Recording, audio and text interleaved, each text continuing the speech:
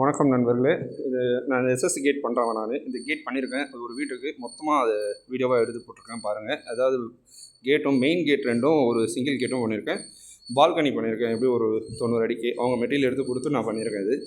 இது டபிள்யூபிசி உட்டுன்னுவாங்க, அதாவது உடன் பிளாஸ்டிக் காம்போசிட் பேனல் அந்த போட்டு ரெடி பண்ணியிருக்கோம். அது எஸ்எஸில் இது இப்போது டபுள் கேட் இருக்குது, சிங்கிள் கேட் திறந்துருக்கு. அதை போய் உங்களுக்கு ஓப்பன் பண்ணியிருக்கு. அதை க்ளோஸ் பண்ணி உங்களுக்கு காட்டுறேன். அது உள்பக்கம் எப்படி வியூ இருக்குன்னு பார்க்கலாம். இது நல்ல வெயில் எடுத்துருக்கோம், உங்களுக்கு ஷேடில் ஃபுல்லாக ரிஃப்ளெக்ட் ஆகுது, சரியாக தெரியல உங்களுக்கு. உள்பக்கத்தில் பாருங்கள். இது ஆக்சுவலாக எல்லாமே டிக் வெல்ட் பண்ணியிருக்கோம். ஃபினிஷிங் உங்களுக்கு ஃபஸ்ட் குவாலிட்டி ஃபினிஷிங் இருக்கும், க்ளீனாக இருக்கும் உங்களுக்கு.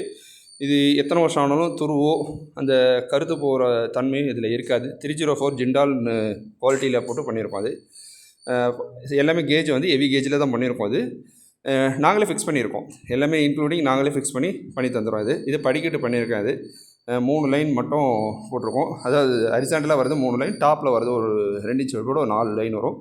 1.5 லெக் ரவுண்டு லெக்கு 1.5 லெக் போட்டு ஃபிக்ஸிங் பேஸ்ட்டை போட்டு போஸ்டிக்னு ஒரு பேஸ்ட்டை போட்டு ஃபிக்ஸ் பண்ணியிருக்கோம். இது பால்கனி உள்ளே உங்களுக்கு வியூ காமிச்சிருக்கேன் பாருங்கள்.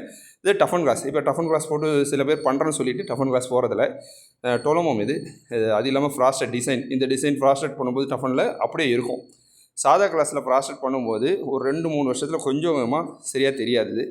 இது ஹைட்டு கம்மியாக இருக்குதுன்றதால நாங்கள் உங்களுக்கு மேலே ஒரு எக்ஸ்ட்ரா ஒரு பழுப்பு போட்டு லெக்கு மாரி நிற்க வச்சுருக்கோம். கீழே ஒரு ஓப்பன்.